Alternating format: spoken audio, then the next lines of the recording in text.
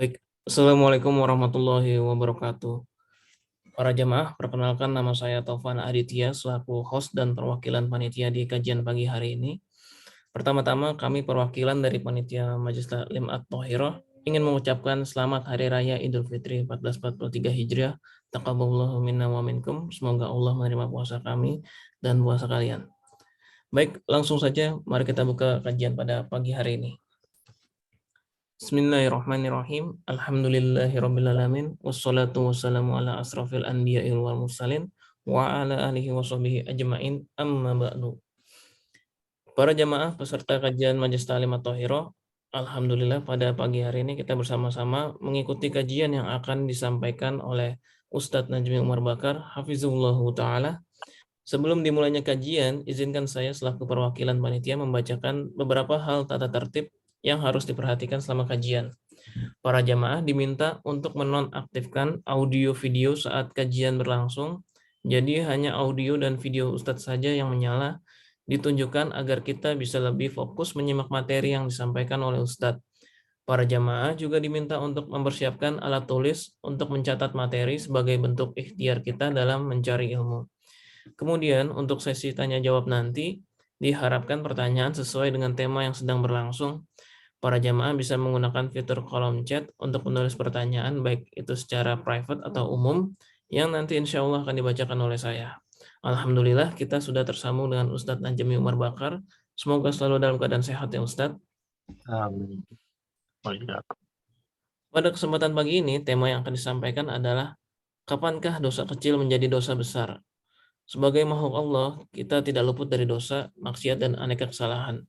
Di antara makhluknya, yang tidak pernah luput tersebut akan disebut baik jika mereka bersegera bertaubat. Sabda Nabi SAW, setiap anak Adam pernah berbuat dosa dan sebaik-baiknya berbuat dosa adalah segera bertaubat. Hadis riwayat Muslim. Di antara kebiasaan kita adalah menganggap enteng dosa kecil seperti berbohong, gibah, dan mengadu domba. Dalam pandangan Rasulullah SAW, menganggap enteng sebuah dosa kecil adalah sebuah proses perilaku yang tidak baik, bahkan akan menjadi dosa besar yang kita anggap dosa kecil tersebut. Ustadz, sepertinya para peserta sudah tidak sabar untuk menyimak dan mendengarkan materi yang akan disampaikan. Untuk mempersingkat waktu, kami persilahkan. Tafadhol Ustadz. Ya. Assalamualaikum warahmatullahi wabarakatuh. Waalaikumsalam warahmatullahi wabarakatuh. Alhamdulillah. Nahmaduhu wa nasta'inuhu wa nastaghfiruh. Wa na'udzu billah min shururi anfusina wa min sayyiati a'malina. Man yahdihillahu fala mudilla lahu wa man yudlil fala hadiya lahu. Asyhadu an la ilaha illallah wahdahu la syarika lah wa asyhadu anna Muhammadan 'abduhu wa rasuluh. Sallallahu alaihi wa ala alihi wasallam. Ya ayyuhalladzina amanu taqullaha haqqa tuqatih wa la tamutunna illa wa antum muslimun amma ba'd. Kaum muslimin yang berbahagia, kita bersyukur kepada Allah tabaraka wa taala di hari ini kembali kita dapat melaksanakan salah satu kewajiban yang Allah perintahkan kepada kita, yaitu kewajiban untuk menuntut ilmu. Alhamdulillah, kita telah selesaikan ibadah Ramadan selama 1 bulan, dan kita pun sekarang sedang berada di bulan Syawal, dan kita melanjutkan kembali kewajipan kita berikutnya. Kewajipan untuk menuntut ilmu tidak boleh kita tinggalkan. Kewajipan ini wajib untuk kita lakukan sepanjang hidup kita. Kita mempelajari agama kita agar kita bisa memahaminya dan bisa mengamalkannya, sehingga Allah memberikan ganjaran kepada kita berupa pahala dunia dan akhirat. Dan kita mempelajari agama ini supaya kita bisa mengetahui dan memahami perkara-perkara yang diharamkan yang wajib untuk kita jauhi bersama. Dan pada kesempatan kali ini, kita akan membahas satu tema yang sangat penting. Bagi setiap muslim dan muslimah hendaknya mereka mengetahui, yaitu kapankah dosa kecil menjadi dosa besar. Kapan dosa kecil menjadi dosa besar? Kita tahu dalam Islam dosa terbagi dua, ada dosa besar dan ada dosa kecil. Tentunya kita berusaha untuk menjauhi kedua-duanya. Dosa besar kita jauhi dan dosa kecil pun kita jauhi. Ya, karena itu dosa.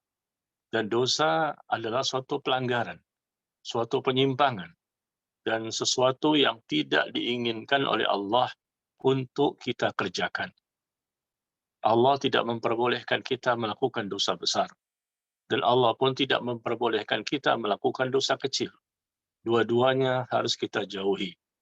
Ya.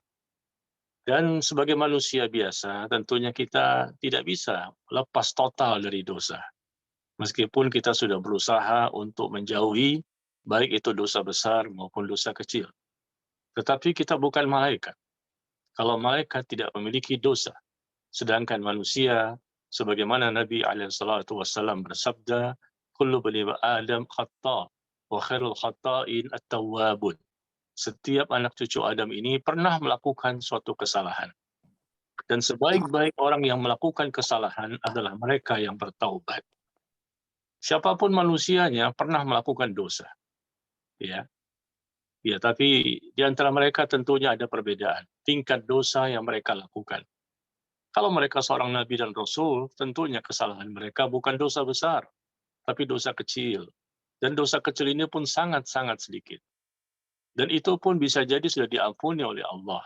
Sebagaimana contoh Nabi kita yang mulia, Nabi Muhammad Sallallahu Alaihi Wasallam. Dosa beliau sudah diampuni oleh Allah yang lalu maupun yang akan datang.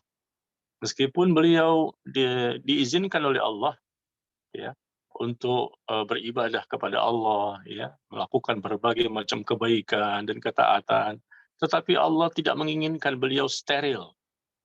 Allah tidak menginginkan beliau steril, tidak punya dosa sama sekali. Ya, demikianlah manusia. Itu sekelas, selevel Nabi dan Rasul. Bagaimana orang-orang yang ada di bawahnya, termasuk kita ini? Tentunya kita juga banyak melakukan kesalahan dan dosa sepanjang hidup kita. Dan tentunya kita berusaha maksimal untuk tidak melaksanakan dosa besar. Semua dosa besar harus kita jauhi.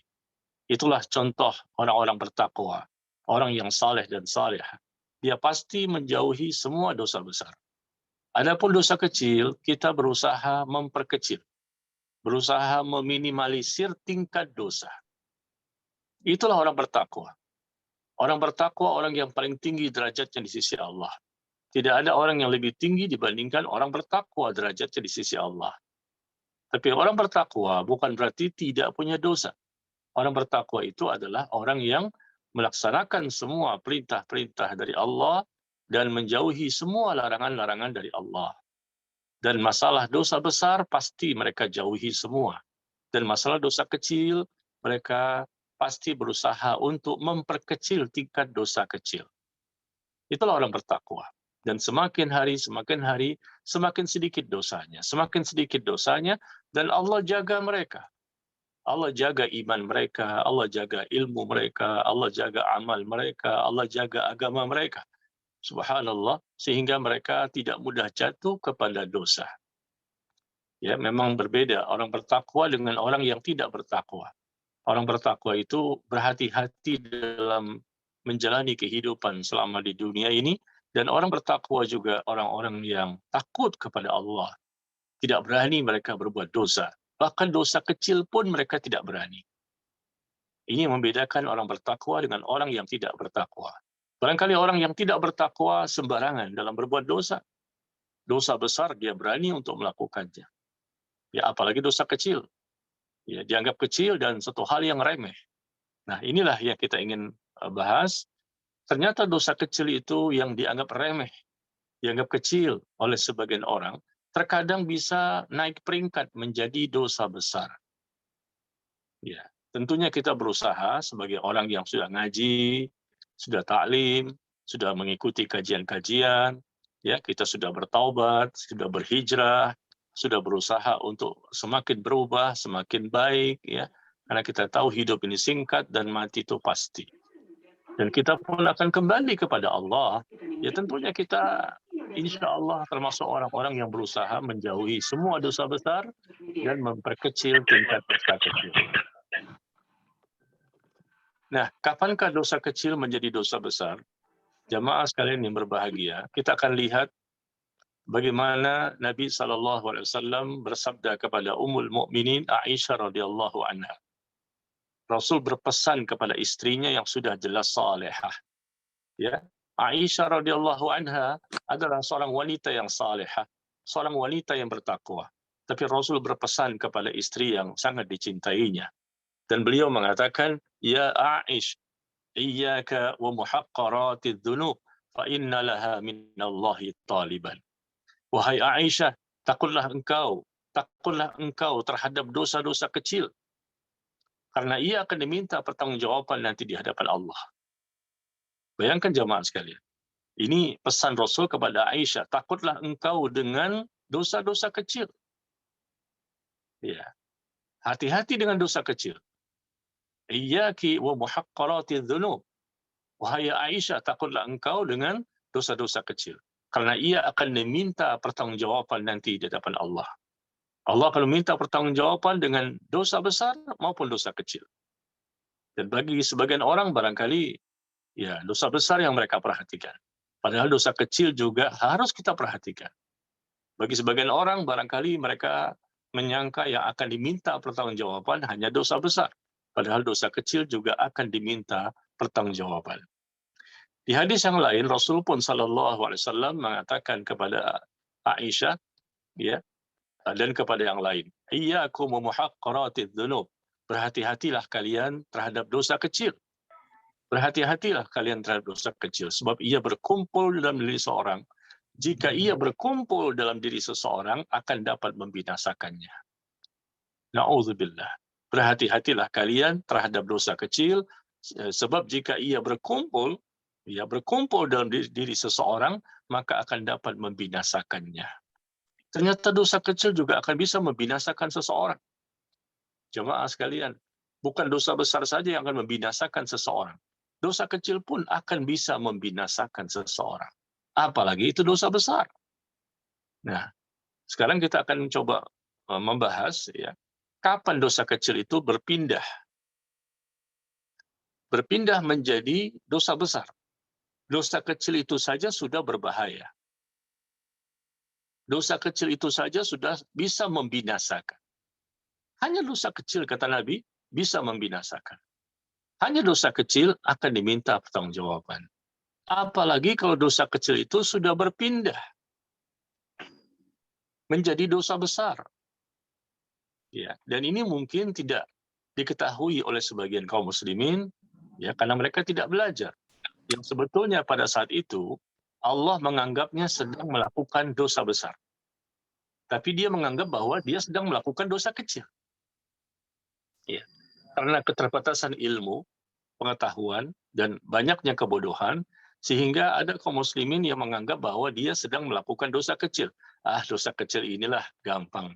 Ya, padahal saat itu Allah menilainya sedang melakukan dosa besar. Ya. Nah, mari kita lihat. Poin yang pertama. Poin pertama, dosa kecil bisa berubah menjadi dosa besar. Dalam pandangan Allah Tabaraka wa Ta'ala, jika dosa kecil itu sudah menjadi kebiasaan dan dilakukan secara terus-menerus. Dosa kecil ini menjadi kebiasaan dan dilakukan secara terus-menerus. Ya, rutinitas. Hukum asalnya dosa kecil. Tetapi karena dilakukan secara rutinitas, menjadi kebiasaan, ya, terus-menerus dilakukan, maka naik peringkat menjadi dosa besar. Ya. Abdullah bin Abbas radhiyallahu anhuma, beliau mengatakan bahwa la saghirah ma'al istimrar, ya, wala kabirah ma'al istighfar. Tidak ada dosa kecil, tidak ada istilah dosa kecil yang dilakukan dengan terus-menerus, kata beliau. Itu bukan dosa kecil lagi. Tidak ada istilah dosa kecil, dosa yang dilakukan secara terus-menerus. Dan tidak ada dosa besar apabila diiringi dengan istighfar. Ya, dari sinilah kita bisa mengetahui bahwa dosa kecil yang dilakukan secara kontinu, terus-menerus, menjadi rutinitas, menjadi kebiasaan, maka sebetulnya itu sudah masuk kepada dosa besar. Na'udzubillah min dzalik. Ya. Dan Allah sebutkan di surah Ali Imran. Di surah Ali Imran ayat ke-135. Ali Imran 135. Tentang orang yang tidak menjadikan dosanya secara terus-menerus.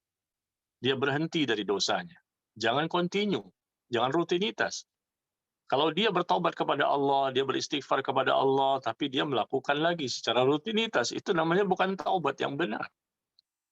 Allah berfirman, "Walladzina idza fa'alu fahishatan aw zalamu anfusahum dzakarullah fastaghfaru lidzunubihim wa may yaghfiru dzunuba illa Allah wa lam yusirru 'ala ma fa'alu wa hum ya'lamun." Ali Imran 135.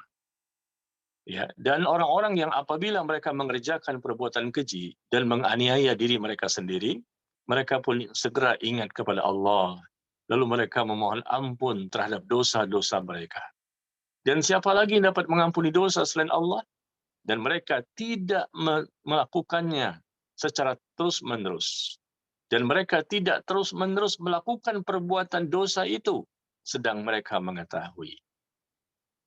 Ya, jadi di sini kita lihat 135 ini cerita tentang orang yang berbuat dosa, lalu mereka bertaubat. Nah, ketika mereka bertaubat itu dan mereka tentunya ada perubahan. Dan mereka tidak lagi terus-menerus melakukan perbuatan dosa itu, berhenti total. Ya, dosa kecil maupun dosa besar, berhenti total. Tetapi ketika dosa kecil itu dilakukan secara terus-menerus, berarti taubat mereka taubat yang tidak diterima. Karena kita bertaubat dari dua dosa. Bertaubat dari dosa besar dan bertaubat dari dosa kecil. Jangan anggap remeh dosa kecil. Kita juga bertaubat dari dosa kecil, bukan hanya dosa besar saja. Ya, dan ketika bertaubat itu Allah menyebutkan dan mereka tidak terus-menerus melakukan perbuatan dosa itu. Berarti berhenti total. Tapi apabila mereka melakukan lagi, ya tentunya dosa kecil tadi bukan lagi dengan dosa kecil, tapi menjadi dosa besar. Makanya Fudail bin Iyad rahimahullah mengatakan, istighfarun bila iqla'in taubatul mukadzibin. Istighfar yang tidak disertai dengan penghentian dari berbuat dosa. Istighfar yang tidak disertai dengan berhenti dari berbuat dosa merupakan taubatnya para pendusta. Bukti kalau kita bertaubat adalah kita tidak melanjutkan lagi perbuatan dosa lagi. Berhenti. Tidak terus-menerus. Ya, berhenti total dari perbuatan dosa itu. Kalau kita sudah istighfar, sudah bertaubat kepada Allah, tapi tetap saja terus-menerus melakukan dosa. Nah, ini namanya taubatnya para pendusta, kata Fudail bin Iyad. Bahkan kita jangan pernah merasa aman, ya. Jangan pernah merasa aman ketika telah melakukan maksiat. Jangan pernah merasa aman ketika telah melakukan maksiat. Karena bisa jadi akan melakukan maksiat selanjutnya yang lebih besar. Sekali lagi, jangan pernah merasa aman ketika telah melakukan dosa. Karena bisa jadi akan melakukan dosa-dosa lagi berikutnya yang lebih besar. Awalnya cuma dosa kecil.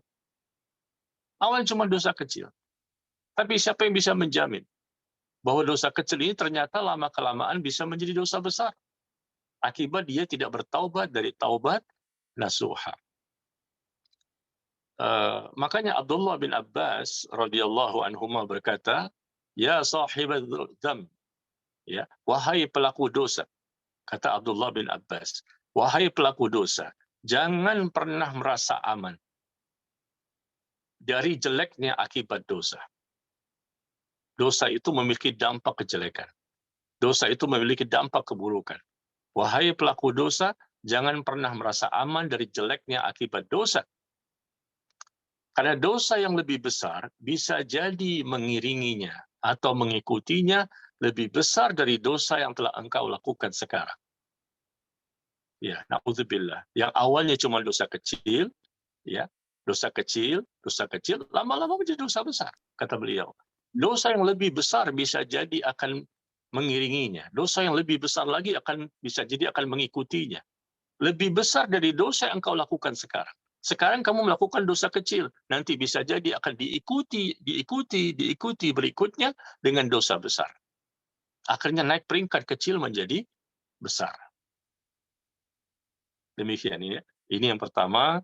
Jadi sekali lagi, janganlah kita melakukan hal seperti ini. Jika dosa kecil sudah menjadi kebiasaan, rutinitas, kontinu, terus-menerus, ya, dan kita pun tidak bertaubat darinya, maka dosa kecil itu sebetulnya sudah menjadi dosa besar dalam pandangan Allah. Ya, dampak akibat dari dosa kecil itu ternyata bisa menjadikan orang itu melakukan dosa berikutnya, dan dosa berikutnya bahkan dosa besar. Akibat awalnya dosa kecil. Nas'alullah as-salam wal afiyah. Kemudian yang kedua, jamaah sekalian. Kapankah dosa kecil menjadi dosa besar? Yang kedua adalah jika menganggap remeh suatu dosa. Ini kan kecil lah, dosa kecil bukan dosa besar. Saya sudah tahajud setiap malam. Saya sering berpuasa sunnah. Saya juga banyak bersedekah. Ya, haji umroh juga berapa kali saya berangkat ke sana, bolak-balik, capek saya.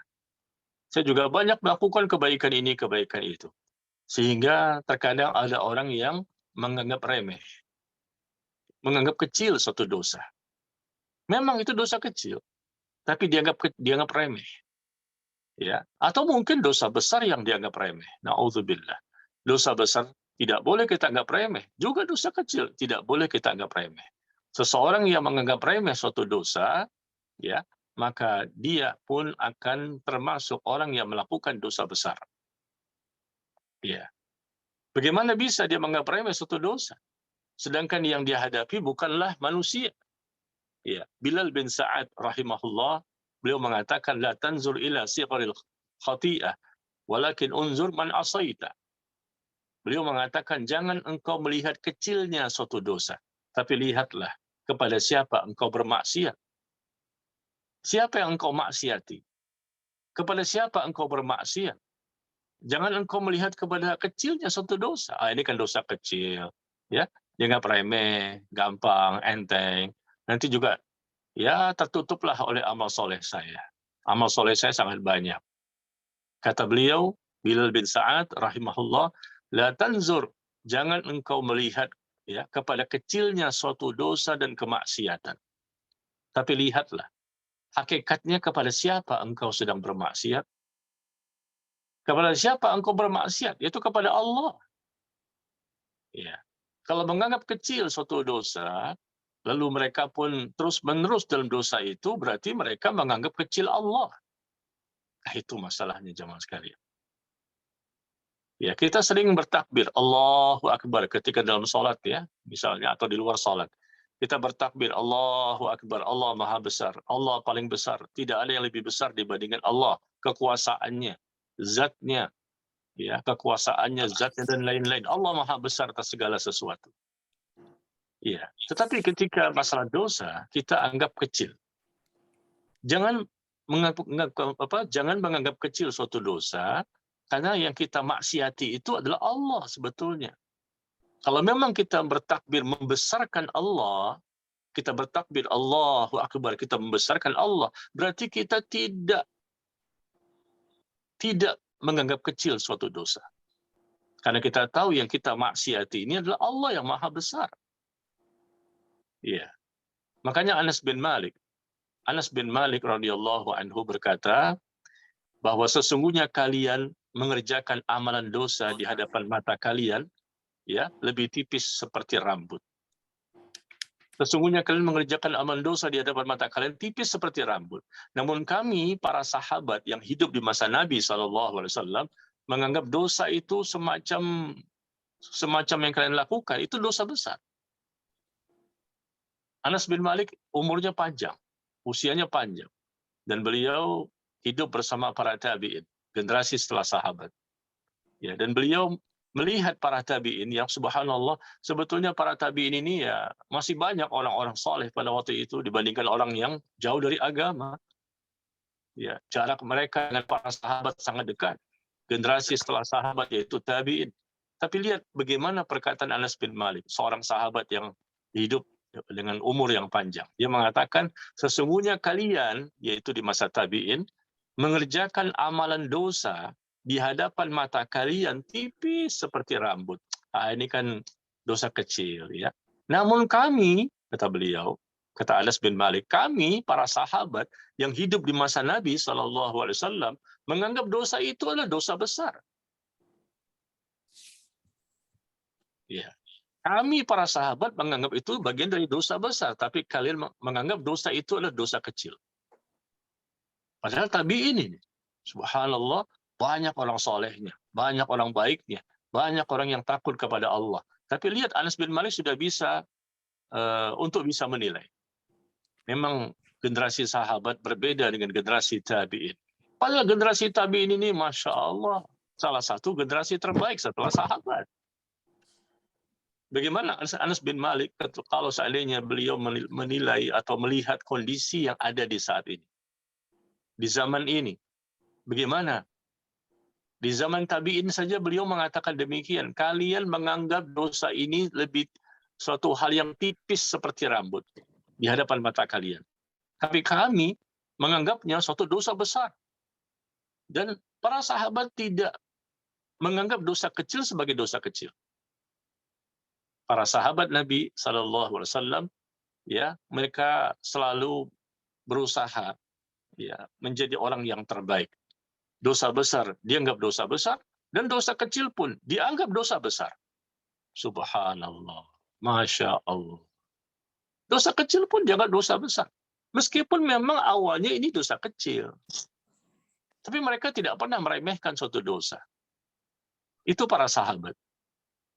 Makanya wajar-wajar saja ketika Allah mengangkat mereka, memuliakan mereka, dan menyanjung mereka. Dosa kecil pun dianggap dosa besar. Dan ini tergantung kepada tingkat keimanan yang luar biasa. Tidak meremehkan suatu dosa. Dan orang yang meremehkan suatu dosa, ya, nah maka peringkatnya bisa naik. Dari awalnya dosa kecil saja menjadi dosa besar. Karena apa? Pada waktu itu dia tidak membesarkan Allah. Itu kuncinya. Kenapa dosa kecil menjadi dosa-dosa besar? Karena faktor dia meremehkan, menganggap ya tidak masalah gitu. Ini kan dosa kecil saja, tidak masalah lah. Kenapa bisa jadi dosa besar? Karena pada saat itu dia sedang meremehkan Allah. Allah kan melarang. Dosa besar nggak boleh, dosa kecil nggak boleh. Tapi dia meremehkan, dosa kecil inilah. Berarti dia meremehkan Allah. Berarti dia tidak membesarkan Allah. Ya, la tanzur ila siqaril khati'ah, walakin unzur man asaitah. Jangan lihat kepada kecilnya suatu dosa, tapi lihat kepada siapa engkau sedang berbuat maksiat. Kepada Allah. Ya, makanya Abdullah bin Mas'ud, sahabat Nabi yang lain, ya, radhiyallahu anhu, beliau berkata bahwa innal mu'min, sesungguhnya seorang mukmin itu melihat dosa-dosanya seakan-akan ia duduk di sebuah gunung dan khawatir gunung tersebut akan menimpanya. Ini mukmin. Ya, seorang mukmin itu melihat dosanya, melihat dosa-dosanya, tidak pernah menganggap remeh suatu dosa. Meskipun dosa kecil. Dia melihat dosanya seakan-akan dia duduk di sebuah gunung dan khawatir gunung tersebut akan menimpanya. Sedangkan seorang yang fajir, orang yang gemar untuk berbuat dosa, ia akan melihat dosanya seperti seekor lalat, ya, seekor lalat yang lewat begitu saja di hadapan hidungnya. Ya, seperti lalat yang lewat di depan hidungnya. Biasa saja gitu, ringan. Ini orang-orang yang fajir. Adapun orang mukmin, ciri khas orang mukmin, mukmin yang sejati, mukmin yang bertakwa. Ketika dia melihat dosa-dosanya, seakan-akan dia sedang duduk di suatu gunung dan dia khawatir gunung itu akan menimpanya. Padahal itu dosa kecil, bukan dosa besar. Bagaimana kalau dosa besar? Subhanallah. Kita pernah merasakan seperti itu, jamaah? Ya, yang katanya ngakunya sudah lama ngaji, sudah jenggotan, sudah jilbaban, ya, sudah tahajud, sudah berpuasa sunnah sering, sudah berzikir, baca Quran berkali-kali khatam. Coba, pernah nggak kita merasakan seperti ini? Level kita sudah sampai ke situ belum? Kita melihat dosa kita itu seakan-akan kita sedang berada di suatu gunung dan khawatir gunung itu akan menimpa kita. Takut gitu. Gunung itu akan menimpa kita. Itu caranya seorang mukmin ketika melihat dosanya. Padahal ini dosa kecil, bukan dosa besar. Bagaimana dosa besar? Itu perkataan Abdullah bin Mas'ud radhiyallahu anhu. Ya, subhanallah ya. Jadi ini cukup perwakilan dari pertama tadi perkataan Anas bin Malik radhiyallahu anhu ya, bahwa dia melihat sesuatu perbuatan yang dilakukan oleh tabi'in itu dianggap tipis seperti rambut, padahal kami di zaman Nabi itu menganggapnya sebagai suatu dosa. Ya. Jadi memang kesimpulannya, semakin tinggi iman seseorang, semakin tinggi rasa takut seseorang kepada Allah, dia takut mendapatkan hukuman dan balasan, semakin tinggi tingkat ketakwaan seseorang. Maka tentunya dia tidak pernah membedakan dosa kecil maupun dosa besar. Semuanya pasti dia berusaha tinggalkan. Ya, demikian. Jadi yang kedua, kapan dosa kecil menjadi dosa besar, yaitu jika menganggap remeh suatu dosa. Yang ketiga, kapankah dosa kecil menjadi dosa besar? Yaitu ketika terang-terangan dalam berbuat dosa. Terang-terangan. Ya, ketika berbuat dosa, dia terang-terangan. Tidak sembunyi-sembunyi. Ya, dia tidak malu ketika berbuat dosa itu. Bahkan dia mengumumkan, dia menceritakan dosanya kepada orang lain. Yang sebetulnya itu dosa kecil. Tapi dengan bangganya, dengan gembiranya, dengan senangnya, ya, dia menceritakan amal keburukan. Yang itu dosa kecil sebetulnya, tapi naik jadi dosa besar karena dia terang-terangan berbuat dosa dan menceritakan dosa itu kepada orang lain. Na'udzubillah. Nabi SAW bersabda, ya, kullu ummati mu'afa. Setiap umatku akan mendapatkan ampunan. Setiap umatku akan mendapatkan ampunan, kecuali al-mujahirin. Orang yang terang-terangan dalam berbuat dosa. Terang-terangan dalam berbuat dosa. Maksudnya apa ini? Ya, orang yang terang-terangan dalam berbuat dosa yaitu orang yang berbuat dosa di malam hari, kata Nabi. Dia berbuat dosa di malam hari. Kemudian pada pagi hari ini dia menceritakannya. Orang sebetulnya nggak tahu kalau dia berbuat dosa. Dia berbuat dosa di malam hari, di pagi hari dia menceritakan ke orang lain. Padahal Allah telah menutupi aib-aibnya itu. Allah telah menutupi dosa-dosanya itu. Nggak ada yang tahu. Tapi dia dengan senang hati, dengan gembiranya, dia menceritakan ke orang lain. Ya. Ya, dan dia mengatakan, "Hai fulan, tadi malam aku berbuat begini dan begitu." Orang nggak tahu dicerita, ya, wahai fulan, tahu nggak? Tadi malam saya lakukan ini dan ini. Sebenarnya pada malam hari itu Allah telah menutupi perbuatannya, tetapi pada pagi harinya dia menyingkap perbuatannya sendiri yang telah ditutup oleh Allah Tabaraka wa Ta'ala. Ya, jadi terang-terangan dalam berbuat dosa, tidak punya rasa malu, tidak ada penyesalan, tidak mau bertaubat, bahkan dia menceritakan ke orang lain. Ya, meskipun itu perbuatan dosa kecil, kita harus tutupi. Bukan kita ceritakan. Untuk apa kita ceritakan dosa kita? Ini kita bicara dosa kecil ya, bukan dosa besar ini. Bagaimana kalau dosa besar? Kita lihat di sosial media, ya, tidak sedikit mereka menceritakan tentang perbuatan masa lalunya. Atau perbuatan yang dilakukan 2 hari yang lalu, 1 hari yang lalu, atau tadi malam.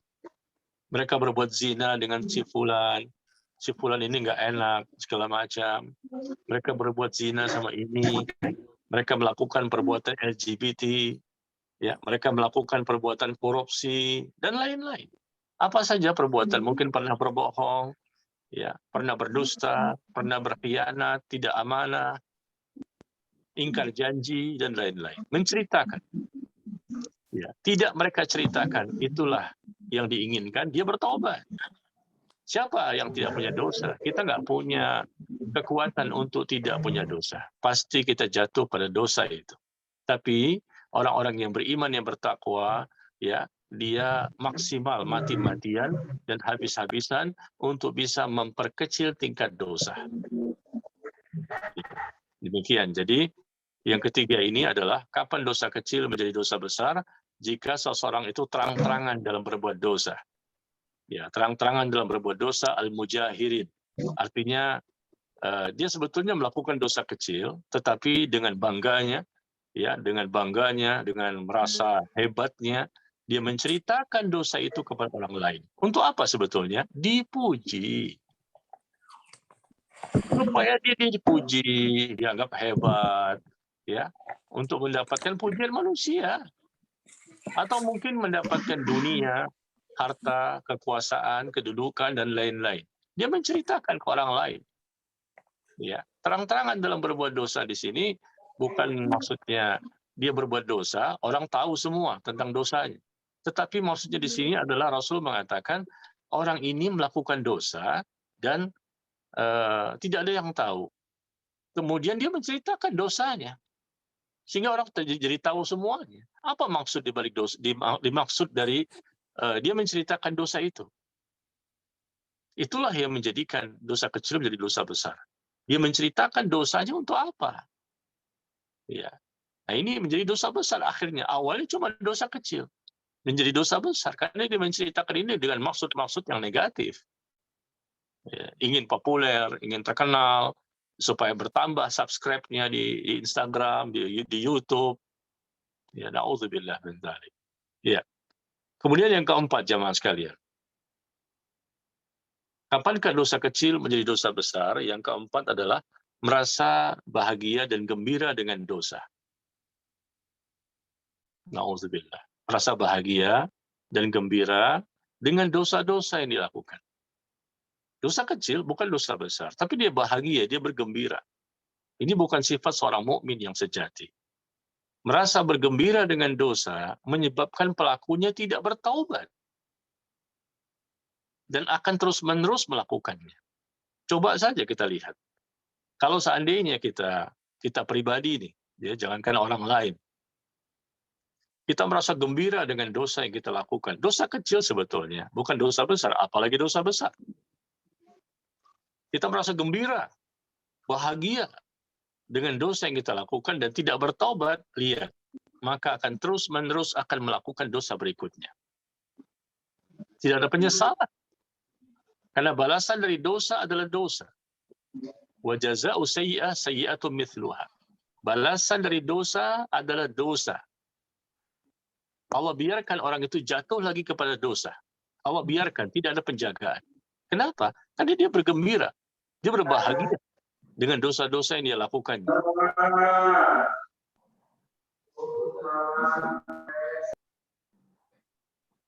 Dia berbuat dosa dan tidak bertaubat dan akan terus-menerus melakukan dosa itu.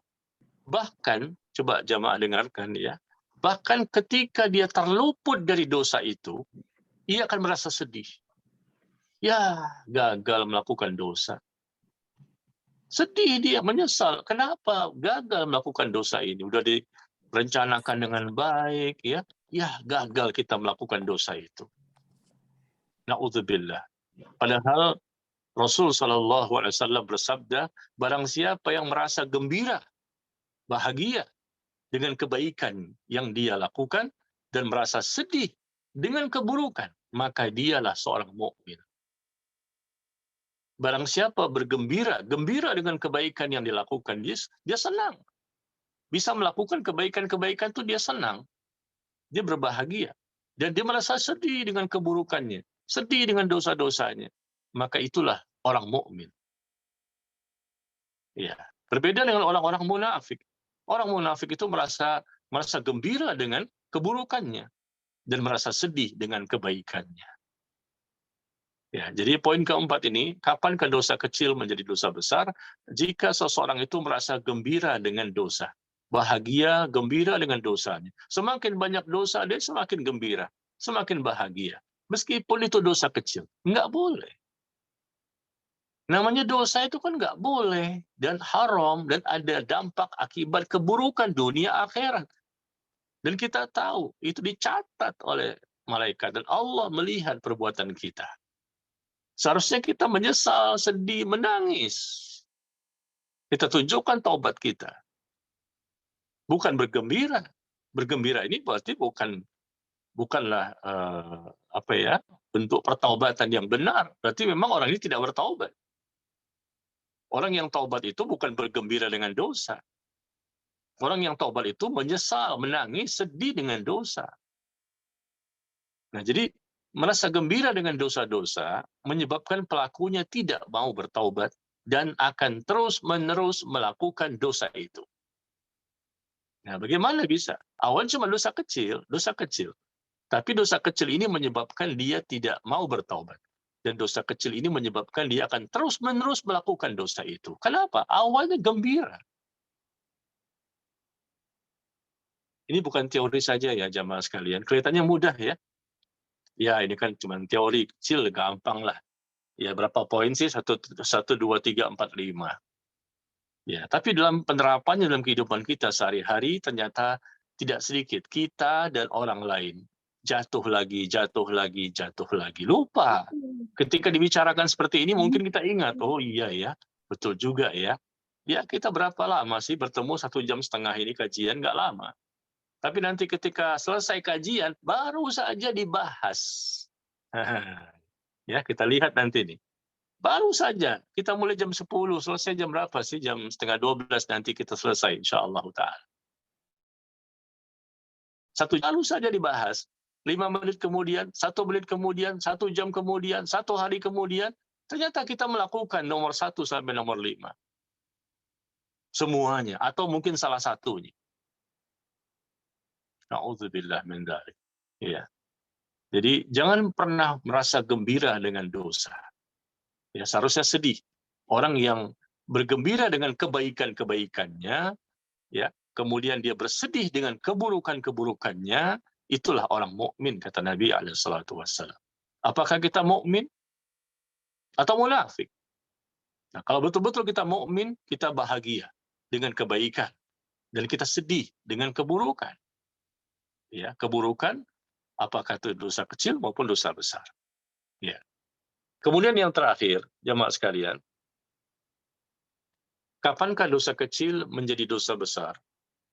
Yaitu ketika dosa tersebut dilakukan oleh seorang alim, orang yang berilmu, ya, yang mana dia ini menjadi panutan bagi orang lain. Ini berbahaya sekali ya. Dia seorang ustadz, dia seorang dai, dia seorang mubaligh, dia seorang ulama, dia seorang ajengan, dia seorang buya, atau apalah namanya di masyarakat ya. Orang-orang menganggapnya sebagai orang yang berilmu. Ya, orang yang banyak memberikan nasihat, banyak memberikan wejangan, ya, dan banyak berdakwah di kalangan umat manusia. Kalau dia berbuat dosa, maka dosanya berbeda dengan dosanya orang awam. Na'udzubillah min dzalik. Karena kalau dia berbuat dosa, dosanya bukan sekedar dosa pada dirinya saja, tapi juga akan diikuti oleh orang-orang yang menjadi pengikutnya, yang menjadi jamaahnya. Ya. Ketika dia berbuat dosa, dan dosa itu memang dosa kecil atau mungkin dosa besar, tapi kan diikuti oleh jamaahnya. Jamaahnya akan mengikutinya. Perbuatannya, ucapannya, pemahamannya, keyakinannya, diikuti oleh jamaahnya. Sehingga Nabi SAW bersabda, وَمَنْ سَنَّ فِي الْإِسْلَامِ سُنَّةً سَيِّئَةً. Ya, barang siapa melakukan suatu amalan, barang siapa melakukan suatu amalan kejelekan, amal jelek ini, lalu diamalkan oleh orang sesudahnya, dialah yang mempelopori, dialah yang mengawali, dialah yang memberikan contoh, lalu diikuti semua orang lain setelahnya, maka akan dicatat baginya dosa semisal dosa orang yang mengikutinya tanpa mengurangi dosanya sedikit pun. Ya. Sebagaimana dosa seorang alim, seorang ustadz misalnya, orang yang banyak ilmunya, bisa berlipat-lipat.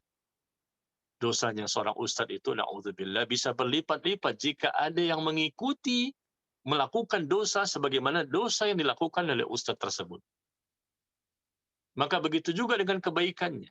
Apabila seorang ustadz ini, orang yang berilmu ini melakukan kebaikan, lalu kebaikan itu diikuti oleh orang lain, maka dia pun akan mendapatkan pahala yang semakin berlipat-lipat. Ya, tidak sembarangan ya, memang ini resikonya berat. Menjadi seorang ustadz, menjadi dai, menjadi mubaligh, menjadi penasehat, ya, menjadi ulama, mereka adalah contoh bagi masyarakat. Ya, bukan berarti mereka harus menjadi malaikat, tidak mungkinlah. Tapi memang serba harus hati-hati. Tidak boleh sembarangan dalam berkata, tidak boleh sembarangan dalam menulis, tidak boleh sembarangan dalam bersikap, dan lain-lain. Karena dikhawatirkan akan diikuti oleh orang lain, diikuti oleh jamaahnya. Ya, naudzubillah. Yang awalnya mungkin dia melakukan dosa kecil, tapi dosa kecil yang dia lakukan ini diikuti oleh jamaahnya. Karena jamaahnya menganggap ini suatu teladan yang baik. Jamaahnya menganggap ini suatu hal yang boleh dicontoh, boleh diikuti. Padahal si ustadz itu sedang melakukan dosa kecil, bukan dosa besar. Tapi akibat dari karena dia sudah terlanjur dianggap sebagai orang yang menjadi panutan, ya, menjadi qudwah hasanah di masyarakatnya, sehingga masyarakatnya pun akan mengikuti perilaku dia, ucapan dia, pemahaman dia. Sehingga dosa dia pun berlipat-lipat.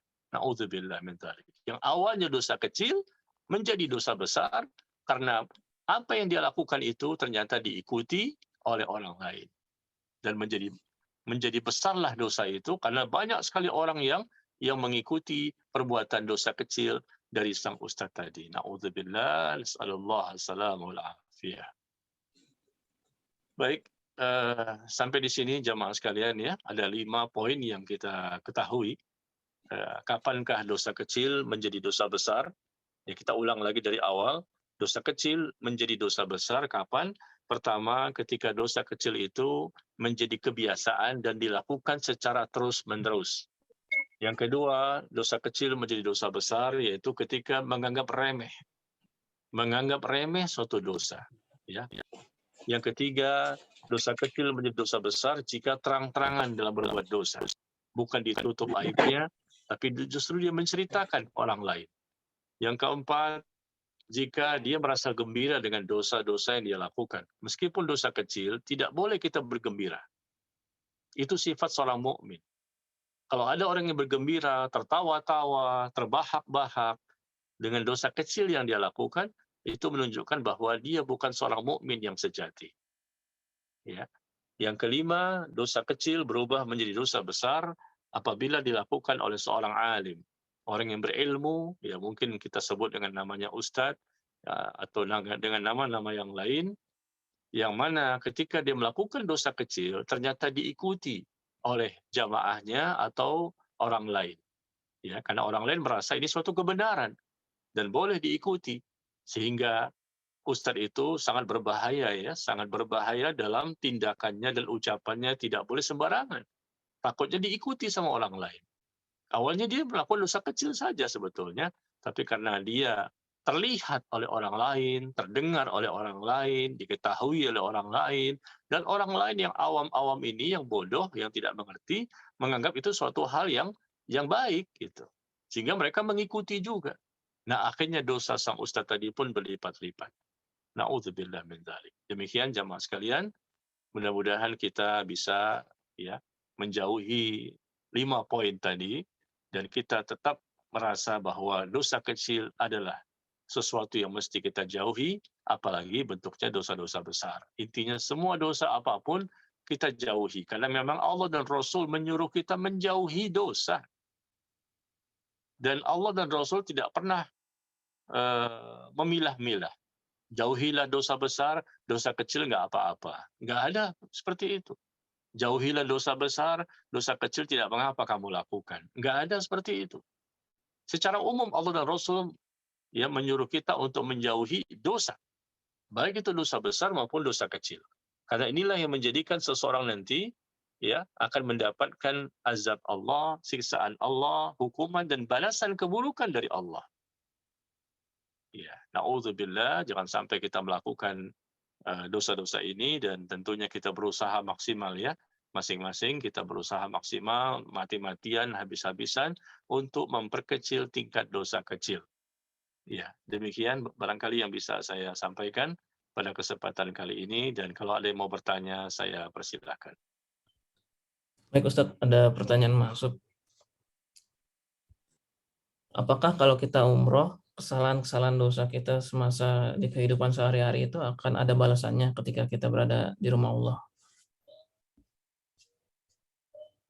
Iya. Ketika kita berangkat haji atau umroh, ya, terkadang saja memang ada orang-orang yang ditampakkan, tidak selalu. Tapi ini banyak kejadian memang kita lihat, kita dengar. Ada orang-orang yang ketika memang di Indonesianya, ketika dia tuh banyak melakukan dosa dan belum bertaubat, ya terkadang ditampakkan oleh Allah ketika di sana, bagaimana perbuatan-perbuatan yang dia lakukan, sehingga orang pun jadi tahu siapa dia sebenarnya. Yang awalnya orang tidak tahu siapa dia ini, ya karena semua orang berpakaian yang sama, ibadahnya sama, ya. Tapi orang melihat kok ada keanehan. Ya. Contohnya begini.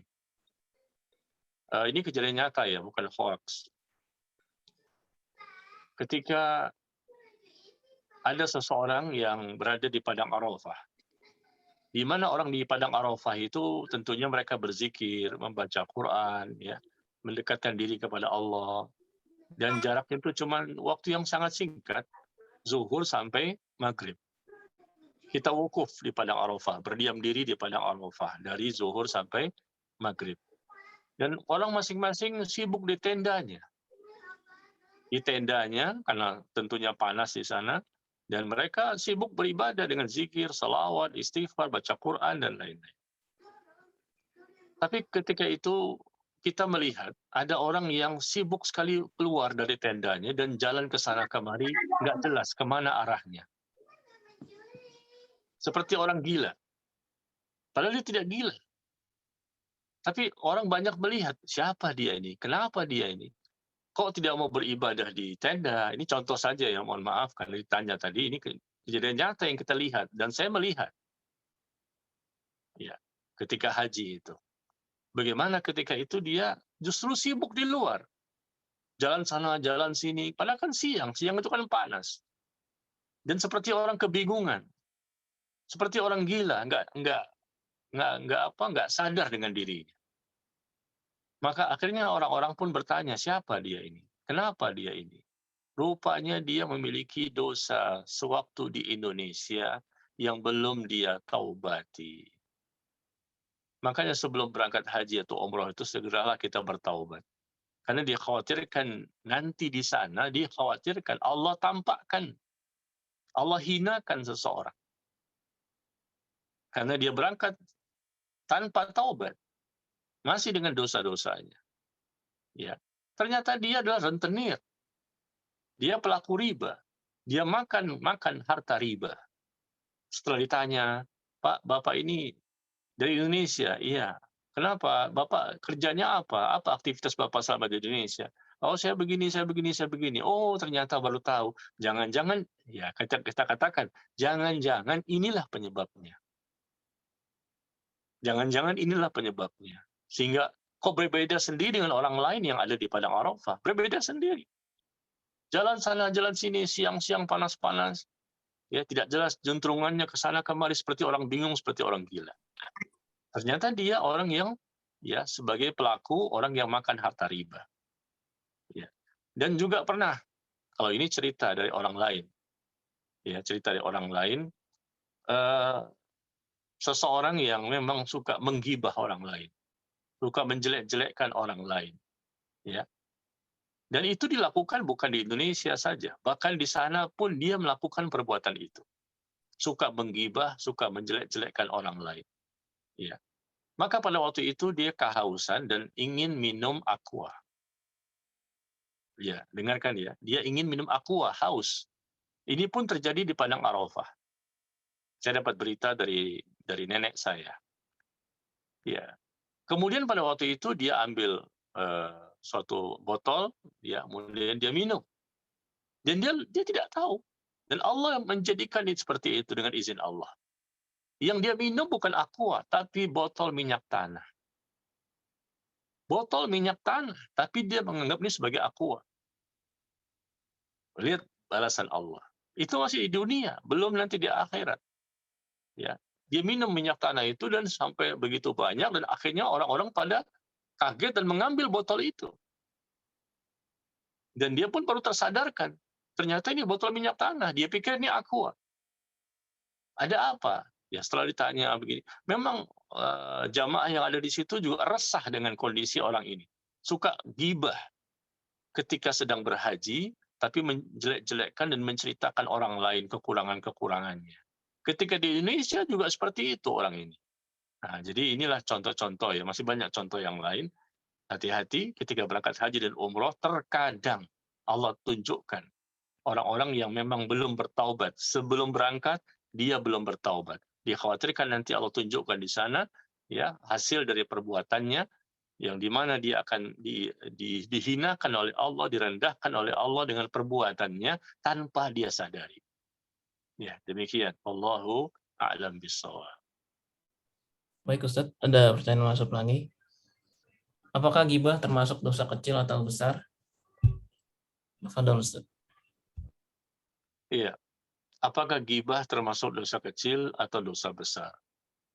Ghibah itu perbuatan dosa besar yang suka dianggap kecil oleh manusia umumnya. Ghibah itu dosa besar. Dan Rasul menjelaskan salah satu bentuk siksa kubur yang dialami oleh seseorang adalah karena ghibah. Pada suatu hari, Rasulullah SAW pernah melewati adanya dua kuburan. Ya, ada dua kuburan, dan Rasul mengatakan kedua penghuni kubur ini sedang disiksa oleh Allah. Ya, yang mana dia melakukan dosa, yang dosa tersebut dianggap kecil. Dalam pandangan mereka ini dosa kecil. Tapi dengan dosa itulah Allah mengazab kedua penghuni kubur ini. Apa yang mereka lakukan? Ghibah dan namimah, mengadu domba. Ya. Dalam pandangan mereka ini bukan merupakan dosa besar. Ini dosa kecil.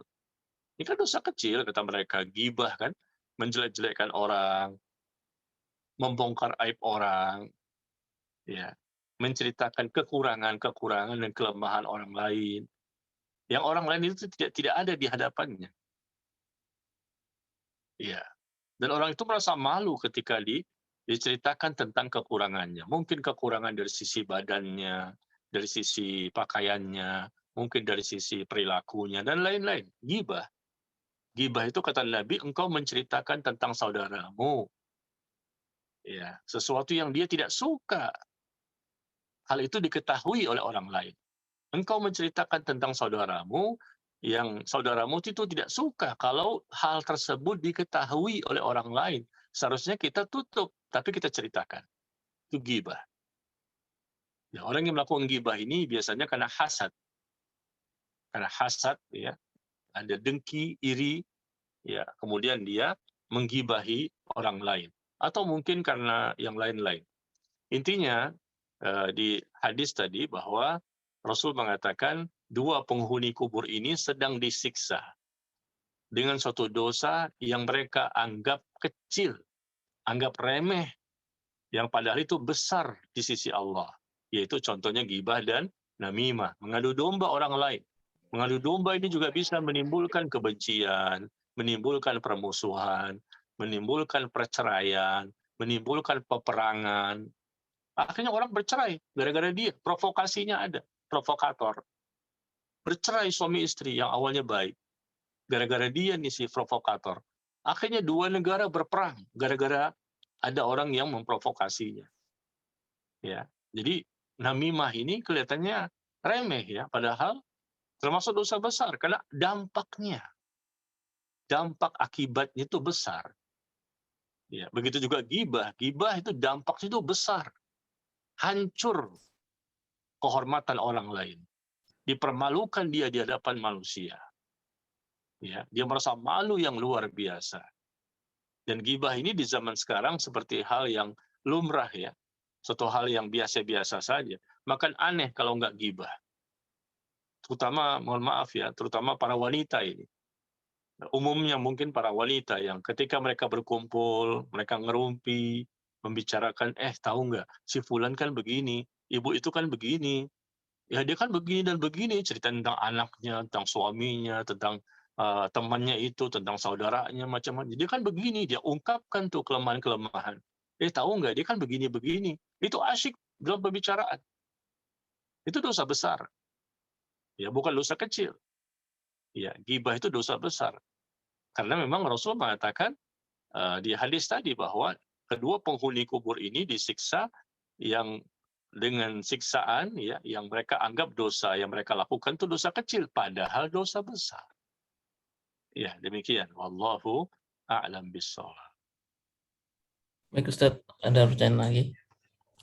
Bagaimana hukumnya kalau kita bercerita tentang dosa tersebut untuk memberi nasihat agar orang lain tidak melakukan dosa yang sama?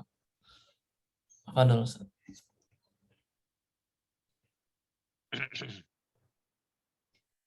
Ya, tidak boleh kita menceritakan dosa kita kepada orang lain.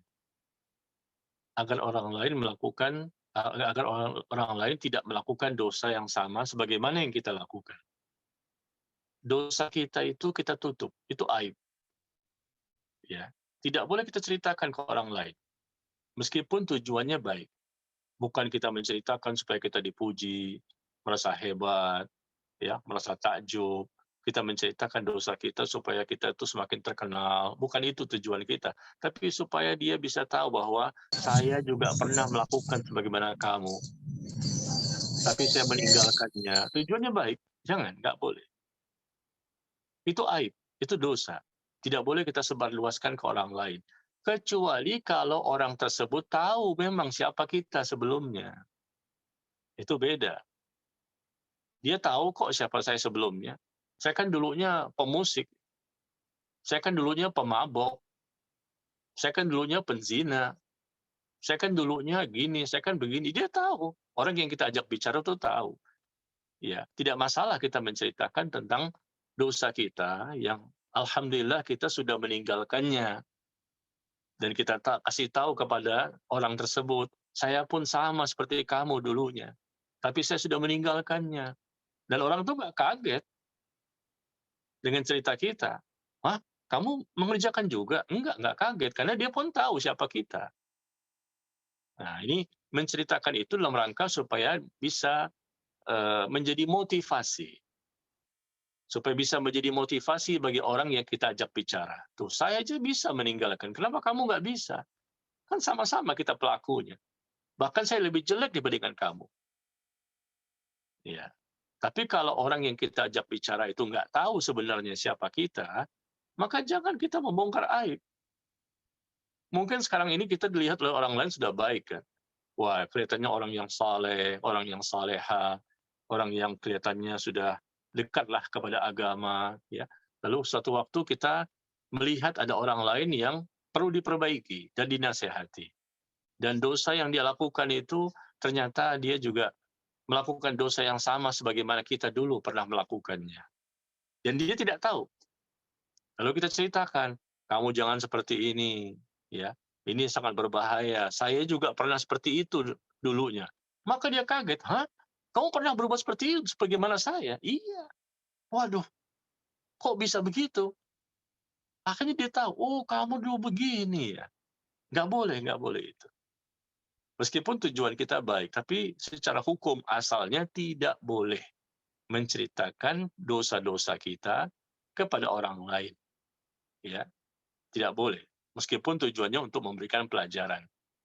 Ya, ini dijauhi. Tapi kalau seandainya kita menceritakan dosa-dosa itu sebagai pelajaran dan sebagai motivasi, karena orang itu juga tahu siapa kita, ya maka itu tidak masalah.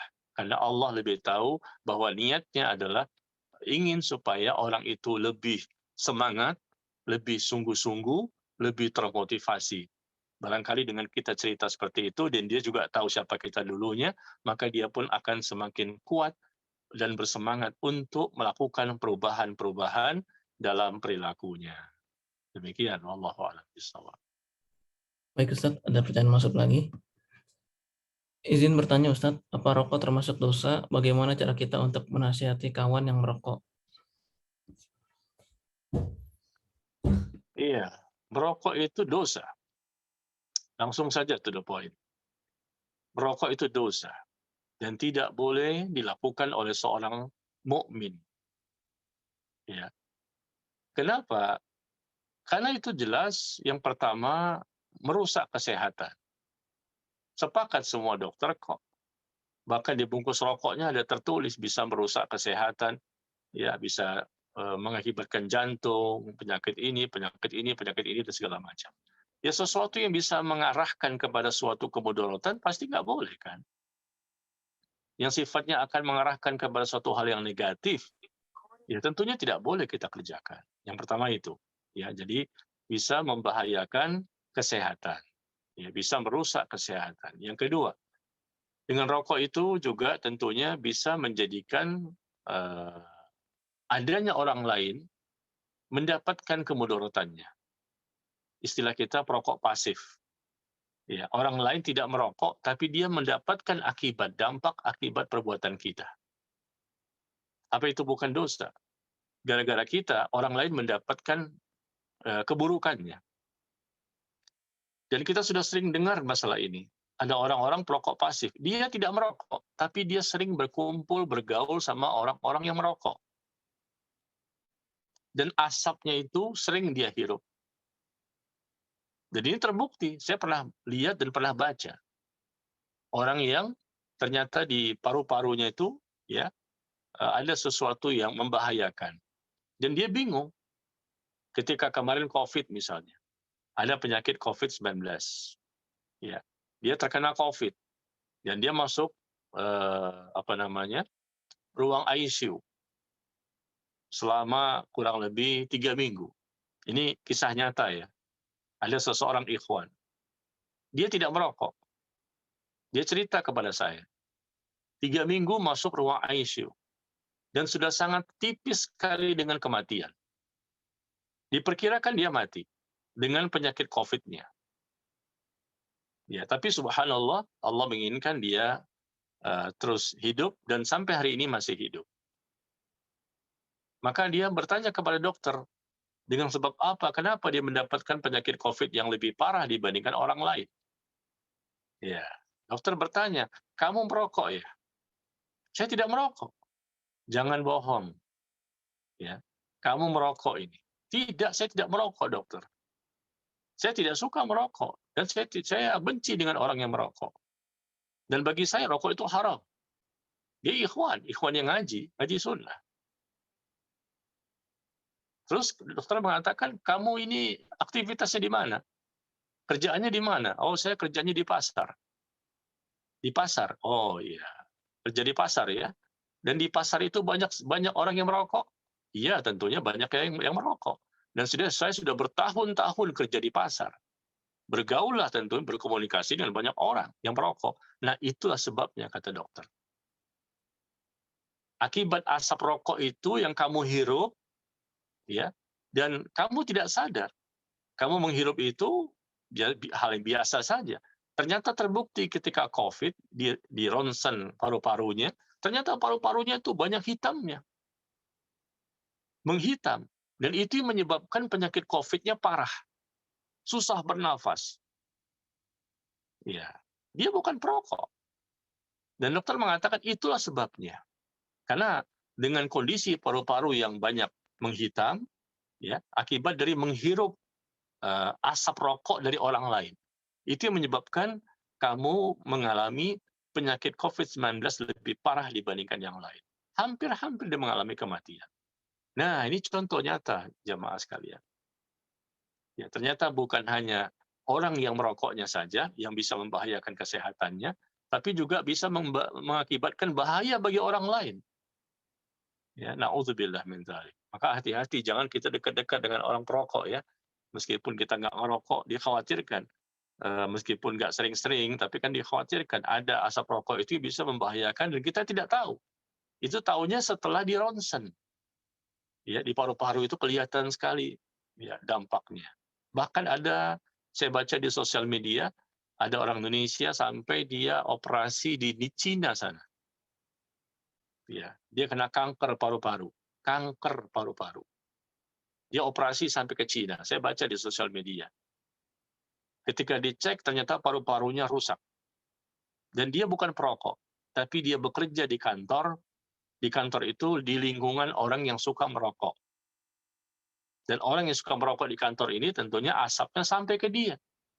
Bayangkan, dia bukan perokok. Dia kena kanker paru-paru dan sampai berobat ke Cina, dan ternyata tidak berhasil dan dia mati. Memang tidak semua orang yang merokok itu mati, langsung tidak. Tapi memang tidak boleh karena bisa menimbulkan keburukan, menimbulkan kemudaratan. Ya. Maka saya berani mengatakan haram. Karena para ulama juga mengatakan demikian.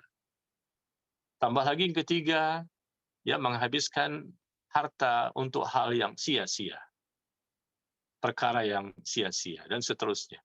Jadi merokok itu hukumnya haram, ya jelas harus ditinggalkan. Dosa.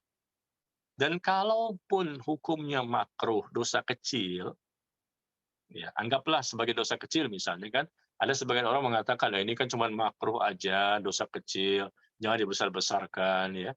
Kalaupun itu dosa kecil, bukankah dosa kecil bisa menjadi dosa besar? Kenapa? Karena dilakukan secara terus-menerus. Bukankah rokok itu bukan sekali? Terus-menerus setiap hari. Berapa banyak, berapa batang, berapa bungkus. Terus-menerus dilakukan dosa kecil itu. Kalau dianggap dosa kecil ya. Terus-menerus. Dan juga mereka merasa menganggap remeh. Ini kan cuma ini. Ya. Dan itu yang melakukannya bukan orang awam lagi. Ada ustadz-ustadz yang mengaku ustadz, mengaku seorang kiai haji. Ya, mereka merokok di hadapan jamaahnya dengan berbangga-bangga seperti itu. Subhanallah. Orang yang berakal sehat nggak mungkin ya menganggap itu sebagai perbuatan yang boleh dilakukan. Apalagi si ustadz ini merokok di hadapan jamaahnya. Ada banyak. Ya tentunya bukan ustadz sunnah ya. Ustadz sunnah tidak ada seperti itu. Dipastikan insya Allah tidak ada. Ini yang orang-orang di luar sunnah lah. Yang mereka dalam ceramah, sedang kajian, sedang ceramah, ya mereka merokok di situ. Dan jamaahnya kan melihat berapa ratus orang, berapa ribu orang melihat dia sedang merokok. Akhirnya jamaahnya pun ikut merokok. Apa nggak termasuk nomor 5 itu? Yang kita bahas tadi nomor 5. Dosa kecil menjadi dosa besar karena perbuatan dosa kecil dia diikuti oleh jamaahnya. Dan akhirnya menjadi dosa besar karena dia sebagai contoh panutan. Itu kalau kita anggap rokok itu dosa kecil. Ya. Tapi yang jelas, seorang mukmin, ya kalau kita mau jujur, seorang mukmin yang benar tidak pernah membedakan dosa besar dan dosa kecil. Dosa besar dia nggak besar, dosa kecil pun dia nggak besar. Itu seorang mukmin yang sejati. Itu seorang yang bertakwa. Itulah yang orang yang memiliki rasa takut kepada Allah. Dosa besar dianggap dosa besar, dosa kecil pun dianggap dosa besar. Meskipun sebetulnya memang dosa kecil. Tapi dalam hatinya, saya tidak menganggap ini sebagai dosa kecil. Ini dosa besar, saya nggak boleh melakukannya. Saya takut. Itu orang mukmin yang sejati. Ya. Jadi kalau ada teman yang seperti itu, sampaikan kepadanya, tidak boleh Anda melakukan perbuatan seperti ini, karena merupakan suatu perbuatan yang haram. Ya. Yang kedua, bisa menimbulkan kemudaratan bagi diri sendiri, bagi orang lain, bisa menyia-nyiakan harta yang Allah telah berikan kepadanya, dan bisa juga menimbulkan bau mulut, ya, bau asap itu bisa menimbulkan bau mulut, dan kelihatan sekali gigi-giginya ya menghitam di situ, ya tidak bersih lah bau mulutnya. Maka saya sangat heran ya, mohon maaf ya, ibu-ibu yang mendengarkan kajian ini. Saya sangat heran dengan para istri yang kok bisa rela membiarkan suaminya merokok terus-menerus. Bahkan mencium bibirnya. Sebagai suami istri mungkin mereka sering kan ya, adanya cium-mencium di antara mereka atau berhubungan kebutuhan biologis. Apa mereka tidak mencium bau mulutnya itu yang sangat luar biasa? Na'udzubillah min dzalik ya. Maka seorang istri hendaknya berusahalah untuk menasehati suaminya dan berusaha agar suaminya meninggalkan perbuatan buruknya, ya, perbuatan buruknya dengan berusaha meninggalkan rokok karena itu menimbulkan kemudaratan dan banyak mudaratnya. Ya, demikian. Wallahu a'lam bishawab. Baik Ustaz, ada pertanyaan lagi masuk. Mendengarkan musik atau menggunakan musik untuk video, apakah termasuk dosa, Ustaz? Apa ada? Iya, musik itu tidak boleh ya. Rasul yang mengatakan, bukan saya. Ya. Dan kita tidak boleh menggunakannya untuk apapun. Tidak ada toleransi untuk musik yang kita gunakan untuk video atau untuk yang lainnya, atau kita sendiri yang bermain musik. Kita memainkan musik itu atau kita mendengarkan musiknya atau kita gunakan musiknya, sama saja. Sesuatu yang diharamkan oleh Allah dan Rasul maka tidak boleh dimanfaatkan. Sekali lagi, sesuatu yang diharamkan oleh Allah dan Rasul tidak boleh kita gunakan dan tidak boleh kita jadikan sesuatu untuk kita kerjakan. Tidak boleh kita mainkan musik itu, tidak boleh kita dengarkan musik itu, dan tidak boleh kita jadikan musik itu untuk perkara-perkara apapun. Dan Rasul SAW mengatakan bahwa akan datang satu masa nanti umatku yang mereka berani untuk menghalalkan. Ya, menghalalkan apa? Zina. Menghalalkan sutra. Menghalalkan khamr. Dan menghalalkan alat-alat musik. Yastahillul hira wal harira wal khamra wal ma'azif. Akan ada nanti umatku satu masa yang mereka berani menghalalkan apa? Menghalalkan zina. Zina nggak masalah, LGBT juga nggak masalah. Dan ini terbukti. Kita heboh membicarakan LGBT kemarin begitu hebohnya, ya.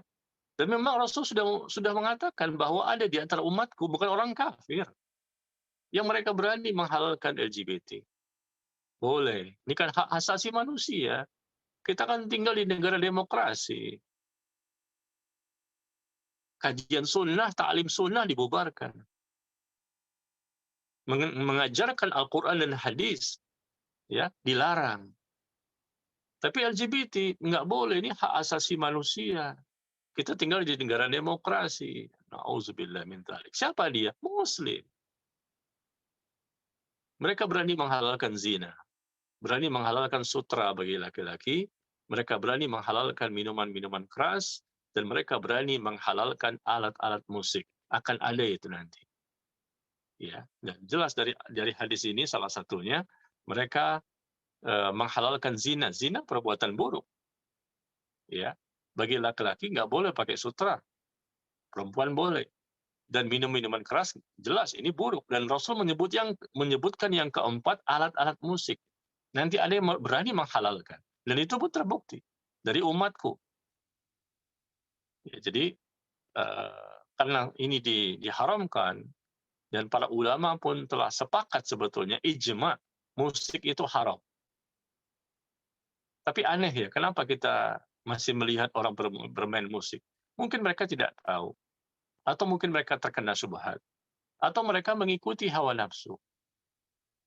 Kita pun dulunya tidak tahu. Saya waktu masih SD, saya pun tidak tahu kalau musik itu haram. Karena pengetahuan tentang masalah ini tidak sampai kepada kita.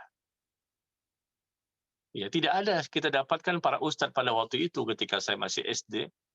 Tidak ada ustadz yang menyampaikan musik itu haram, dalilnya ini, para ulama sepakat. Nggak ada, saya belum pernah mendengar. Ya, subhanallah. Tapi sekarang, Masya Allah, dengan sosial media, dengan banyaknya dakwah sunnah, banyaknya orang yang mengajarkan untuk kembali kepada Quran dan hadis, ya banyak sekali orang bisa tahu, oh ternyata nggak boleh ya. Sehingga para artis pun bertaubat, para pemusik pun bertaubat. Yang suka dengar musik, akhirnya mereka tidak lagi mau mendengarkan musik. Karena mereka baru tahu, biasanya begitu. Atau yang sudah tahu tapi masih terus. Karena mengikuti hawa nafsu dan cinta dunia yang berlebihan. Ya. Jadi intinya adalah itu haram dan tidak boleh digunakan untuk video atau untuk apapun yang sifatnya memang musik itu tidak boleh kita gunakan untuk perkara-perkara yang memang karena itu dosa ya, dosa maka nggak boleh. Ya, nggak boleh kita untuk memanfaatkan suatu perbuatan dosa untuk dosa berikutnya. Ya, demikian wallahu a'lam bishawab.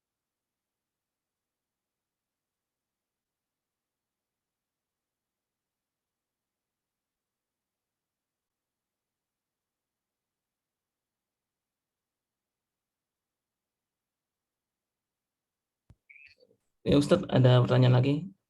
Kapan waktu yang tepat untuk melakukan sholat taubat? Sholat taubat itu sholat sunnah, tidak wajib. Dan boleh dilakukan kapan saja. Apakah pagi, siang, sore, ataupun malam.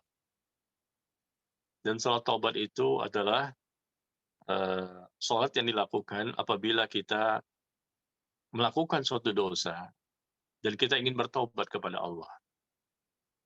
Berbeda ya, antara taubat dan sholat taubat. Taubat wajib hukumnya.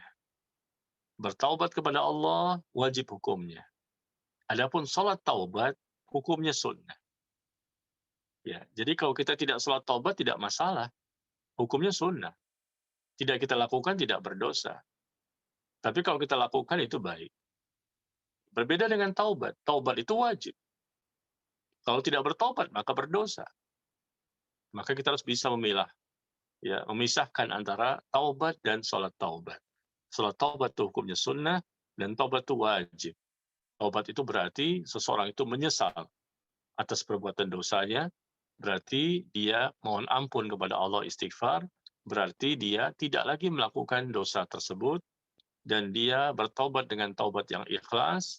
Kemudian dia bertaubat pada waktu-waktu masih terbukanya pintu taubat. Kemudian dia banyak melakukan amal saleh setelah bertaubat. Kemudian dia minta maaf kepada orang yang pernah dia sakiti, yang pernah dia zolimi, dan mengembalikan barang orang lain yang pernah dia ambil. Ya. Yang seterusnya yang kedelapan adalah kalau memang statusnya dia sebagai seorang yang menyampaikan sesuatu kepada orang banyak, dan itu suatu perkara yang salah, ya, dia menyampaikan sesuatu masalah kepada orang banyak, dan itu ternyata salah gitu. Maka dia harus cepat-cepat klarifikasi. Cepat dia memberitahu kembali kepada jamaahnya. Ini cara bertaubat, bahwa apa yang saya sampaikan kemarin itu ternyata salah. Ya, apa yang saya sampaikan kemarin itu ternyata bukan perbuatan yang mesti diikuti. Maka saya bertaubat kepada Allah. Jadi ada usaha untuk memperbaiki. Ilal ladzina tabu wa aslahu wa bayyanu faulaika atubu alaihim wa ana tawwabur rahim. Ya. Kecuali orang-orang yang bertaubat, melakukan perbaikan dan menjelaskan. Ya. Dia lakukan semuanya. Dia bertaubat, dia melakukan perbaikan, dan dia menjelaskan tentang kesalahan yang dia lakukan. Ya. Dan aku kan terima taubatnya. Mereka itulah orang-orang yang aku terima taubatnya. Ya, demikian. Jadi ada 8 poin dalam bertaubat. Adapun sholat taubat tidak termasuk taubat. Maksudnya taubat yang wajib. Ya, tapi itu sifatnya hanya sunnah, tapi boleh dilakukan. Ya. Demikian. Wallahu a'lam bishawab.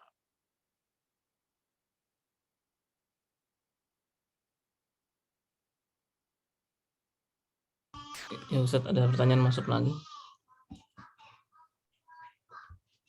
Ketika muda tidak punya ilmu, sempat bercerita tentang keburukan pada orang lain. Bagaimana hukumnya? Gimana? Ketika muda tidak punya ilmu, tapi sempat bercerita tentang keburukan pada orang lain. Iya. Ketika masih muda tidak punya ilmu, tapi sempat menceritakan keburukan kepada orang lain. Iya Ustaz. Ya sudahlah. Kita ini semua siapa sih yang nggak punya dosa?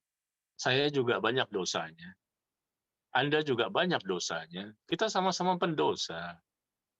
Ya. Siapa yang berani mengatakan saya sudah steril, saya sudah pasti masuk surga, Nggak boleh kita mengatakan demikian. Itu sombong, dan itu ujub, dan itu dosa besar. Ya. Kita semua ini pendosa, dan kita tidak perlu menceritakan dosa kita kepada orang lain. Masa mudanya tidak punya ilmu, ya mungkin banyak di antara kita seperti itu. Sekarang mungkin masa sudah tua, ya, umur sudah 50 tahunan, 60 tahunan, sudah masa tua. Kenapa dulu waktu masih muda saya tidak berilmu? Kenapa dulu waktu masih muda saya tidak belajar? Kenapa dulu waktu masih muda saya tidak dekat kepada agama? Itu kesalahan, tapi tentunya kita bersyukur kepada Allah. Meskipun sekarang baru mulai belajar, tapi kita bersyukur kepada Allah karena kita diberikan hidayah di akhir-akhir hidup kita. Coba kalau Allah jadikan kita di masa tua ini sama seperti di masa muda. Apa yang terjadi? Masa mudanya jelek, masa tuanya juga jelek. Apa yang terjadi? Na'udzubillah. Meninggalnya bisa jadi su'ul khotimah. Siksa kubur menanti. Ya. Jadi ya sudahlah, yang sudah terjadi ya sudah terjadi, ya tapi kita segera berusaha mempersiapkan diri kita sebelum datangnya kematian. Dan Rasul mengatakan barang siapa yang melakukan kebaikan, perhatikan ya, barang siapa yang melakukan kebaikan di sisa-sisa umur yang dia miliki, sisanya tinggal sedikit nih, jarak dia dengan kematian sangat dekat. Barang siapa melakukan kebaikan di sisa-sisa usia yang dia miliki ini, diisi dengan kebaikan, kebaikan, kebaikan. Ya dulunya sih, waduh banyak sekali dosanya. Tapi di sisa-sisa umurnya ini tinggal sedikit lagi, dia sudah tua barangkali, tapi dia isi dengan kebaikan. Dia bertobat, amal soleh, tobat, amal soleh, tobat, amal soleh, kebaikan, ketaatan, kebaikan, ketaatan. Dosa-dosa dia jauhi. Barang siapa yang di sisa-sisa usianya diisi dengan berbagai macam kebaikan, maka kata Nabi, Allah ampuni dosa-dosanya yang telah lalu dan dosa-dosanya yang akan datang. Allah ampuni dosa-dosa yang telah lalu, ya, di masa mudanya, dan dosa-dosa di masa akan datang. Allah ampuni. Karena dia berusaha di sisa-sisa umurnya ini untuk menjadi orang yang lebih baik. Dia bertobat dengan taubat nasuha. Bisa nggak Allah ampuni semua dosanya di masa lalu? Ya bisa, Allah Maha Kuasa. Semua dosa di masa lalu, nol, tidak punya dosa lagi. Allah hapus semuanya dosanya. Bisa. Ketika di masa ini, kata Nabi apa tadi? Hadis yang dikeluarkan oleh Imam At-Tabrani dari sahabat Abu Dzar Al-Ghifari radhiyallahu an. Barang siapa mengisi ya di sisa-sisa umurnya ini dengan kebaikan-kebaikan, dengan berbagai macam ketaatan-ketaatan di sisa-sisa umurnya, maka Allah ampuni dosa yang di masa lalu dan dosa di masa akan datang. Ya. Tetapi sebaliknya, barang siapa di sisa-sisa usia yang sudah ada tinggal dekat dengan kematian, ya, ternyata dia isi dengan keburukan. Ternyata diisi dengan keburukan, kejahatan. Makin banyak dosa, makin tua makin jadi. Maka dihitung dosa-dosanya. Yang lalu dihitung, yang sekarang pun dihitung. Tetap dicatat semuanya. Ya, ini berita gembira bagi kita semua ini. Kita merasa menyesal gitu kan ya, sedih lah. Itu bagus sekali. Kenapa dulu tidak seperti ini ya? Semangat. Saya inginkan dapat hidayah itu dulu ketika masih muda. Hidayah sunnah. Saya bisa lebih banyak ibadah, baca Quran, menghafal Quran, dan seterusnya. Ya memang maunya kita begitu, tapi ternyata kita tidak begitu. Mungkin tidak ada dakwah yang sampai kepada kita. Mungkin hawa nafsu yang lebih kita dahulukan. Ya, dan seterusnya. Kondisinya berbeda memang dulu dan sekarang. Termasuk tadi yang saya katakan, bahwa saya pun dulu ketika masih SD, tidak tahu kalau musik itu haram. Karena memang kondisi dan situasi. Pada waktu itu pun kita masih senang mendengarkan musik, mendengarkan lagu ketika masih SD bagi saya. Karena memang tidak ada yang memberitahu. Nah, di zaman sekarang, Masya Allah, anak-anak kita yang masih SD pun sudah tahu musik itu haram. Karena kita kasih tahu mereka, kita sudah berilmu saat ini. Ya, jadi sudahlah. Ini masa kita berbeda, dan kita pun mungkin tidak tahu, atau mungkin memang belum ada kondisi dan situasi yang menyebabkan kita terbangkitkan semangat untuk lebih dekat kepada agama. Ya, yang penting sekarang adalah barang siapa yang mengisi dari sisa-sisa usianya dengan kebaikan. Ya, ini kita amalkan. Barang siapa mengisi sisa-sisa usianya dengan kebaikan, dengan ketaatan, dengan amal saleh, ya kata Nabi, diampuni dosa-dosanya yang telah lalu dan dosa yang akan datang. Tapi barang siapa yang ya di masa tuanya ini justru tinggal sedikit lagi, di sisa-sisa umur diisi lagi dengan kejahatan, keburukan, dan dosa. Usia sudah 50 tahunan, usia sudah 60 tahunan, mendekati 70. Dengan kematian sudah dekat, sedikit lagi jaraknya. Masih dunia juga, masih harta yang dikejar, masih kedudukan yang ingin diraih. Ya Allah, sudah bau tanah, sebentar lagi mati. Nah, orang seperti ini, kata Nabi, tidak diampuni dosa yang lalu maupun yang akan datang. Ya, karena memang tidak ada keinginan dia untuk bertaubat. Semakin tua, semakin jadi dosanya. Semakin tua, semakin banyak kesalahannya. Meskipun dia sholat. Sholat itu tidak menjadi jaminan. Meskipun dia sholat. Sholat nggak orang ini? Sholat. Subuh sampai isya sholat. Meskipun dengan malasnya. Tapi bagaimana setelah sholat? Dosa, dosa, dosa, dosa, dosa, dosa, dosa. Jadi sholatnya untuk apa? Padahal sholat itu adalah mencegah, kata Allah, inna sholata tanhal fahsya'i wal munkar. Sesungguhnya sholat itu dapat mencegah perbuatan keji dan mungkar. Sholat itu dapat mencegah.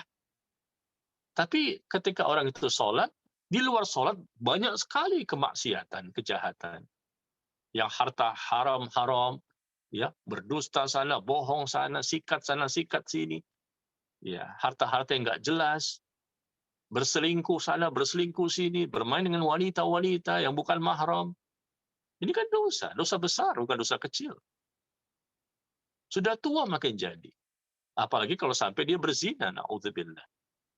Yang ingin diraih apa? Dunia ini pasti hancur, pasti binasa, dan kamu akan mati. Ya. Jadi barang siapa di sisa-sisa usianya diisi dengan kebaikan, maka Allah ampuni dosa-dosa yang lalu dan dosa akan datang. Dan barang siapa di sisa-sisa usianya diisi dengan kejahatan dan keburukan, maka Allah catat itu dosa-dosa yang lalu dan dosa yang akan datang. Ya. Jadi kita jangan kecil hati, jangan kecewa, jangan putus asa dengan apa yang kita rasakan saat ini, karena itu sudah berlalu, ya sudahlah. Yang penting sekarang tinggal sisa-sisa usia ini. Bagaimana caranya untuk kita memperbaiki diri kita menjadi lebih baik. Ya. Demikian barangkali sampai di sini yang bisa saya sampaikan, ya. Mudah-mudahan bermanfaat dan kita bisa menjadi lebih baik, bisa menjadi orang bertakwa, karena orang bertakwa itulah yang menjadi target kita. Ya. Target kita sampai mati bukan ingin menjadi orang yang paling kaya. Target kita sampai mati bukan menjadi orang yang paling sukses dunianya. Target kita sampai mati adalah ingin menjadi orang yang bertakwa. Semoga Allah menjadikan kita seperti itu. Wallahu ta'ala a'lam bis-shawab. Wa sallallahu ala nabiyyina Muhammad walhamdulillahi rabbil alamin. Subhanakallahumma wa bihamdika asyhadu an la ilaha illa anta astaghfiruka wa atubu ilaik. Wassalamualaikum warahmatullahi wabarakatuh. Waalaikumsalam warahmatullahi wabarakatuh. Jazakallah khairan Ustaz atas penyampaian materinya. Semoga ilmu yang disampaikan bermanfaat bagi kita semua dan semoga Allah memudahkan kita mencari ilmu. Demikian sudah kajian online bersama Ustaz Najmi Berbakar. Saya Taufan Aditya selaku perwakilan panitia kajian. Mohon maaf bila ada pertanyaan yang belum sempat ditanyakan dan jika ada kata-kata yang kurang berkenan bagi para jamaah, mohon dimaafkan. Kami perwakilan dari Panitia Majelis Ta'lim At-Thahirah mengucapkan Selamat Hari Raya Idul Fitri 1443 Hijriah. Taqabbalallahu minna wa minkum. Semoga Allah menerima puasa kami dan puasa kalian. Akhirul kalam. Wassalamualaikum warahmatullahi wabarakatuh. Waalaikumsalam warahmatullahi wabarakatuh. Jazakallah khairan katsiran Ustaz. Terima kasih, semoga sehat selalu Ustaz semuanya. Assalamualaikum.